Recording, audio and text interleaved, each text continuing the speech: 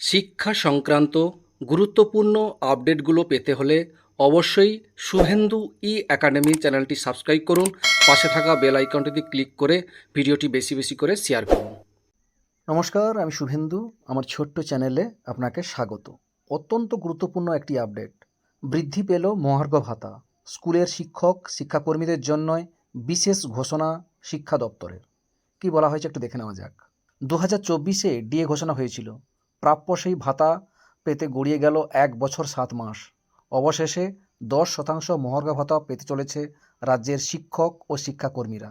সমস্ত সরকারি ও সরকার পোষিত স্কুল এবং সংস্কৃত টোলের জন্য এই নিয়ম জারি করল স্কুল শিক্ষা দপ্তর। 2024 এবং 2025-এ 10% করে মোট 20% মহার্ঘ ভাতা বৃদ্ধির কথা ঘোষণা করেছিল রাজ্য সরকার। কিন্তু কবে থেকে সেই মহার্ঘ ভাতা হাতে পাবেন দিনক্ষণ জানা যায়নি। অবশেষে গত সোমবার স্কুল শিক্ষা দপ্তর বিজ্ঞপ্তির মাধ্যমে এই বিষয়টি স্পষ্ট করেছে। শিক্ষা দপ্তর সূত্রে খবর, অর্থ দপ্তরের অনুমোদনের জন্য এই কাজ থমকে ছিল। অনুমোদন পেতেই নির্দেশ দেওয়া হয়েছে। রোপা 2009 অনুযায়ী বেতনভুক্ত শিক্ষক ও শিক্ষাকর্মীরা 2024-এর এপ্রিল থেকে বকেয়াসহ ওই ভাতা পাবেন। মহার্ঘ ভাতা 10% হারের বৃদ্ধির পর তা বেড়ে হয়েছে 161%। যদিও যে হারে মহার্ঘ ভাতা বৃদ্ধি হওয়ার কথা তা কার্যকর করেনি স্কুল শিক্ষা দপ্তর। রাজ্যে ডিএ প্রাপ্ত স্কুলের সংখ্যা 40 থেকে 45।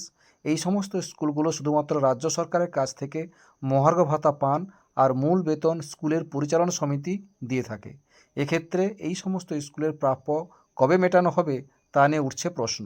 বঙ্গীয় শিক্ষক ও শিক্ষাকর্মী সমিতির সাধারণ সম্পাদক স্বপন মণ্ডল বলেন, বহুবার শিক্ষা দপ্তর ও নবান্নের দরবার ডিএ প্রাপ্ত স্কুলগুলোর প্রাপ্য নিয়ে দরবার করা হয়েছে, অথচ ঘোষণার পর দেখা যাচ্ছে এখনও 10% বাকি থেকে গেল, যা 2025-এর এপ্রিল থেকে প্রাপ্য।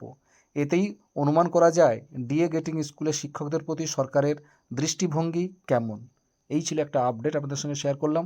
ভিডিওটি দেখার জন্য অসংখ্য ধন্যবাদ।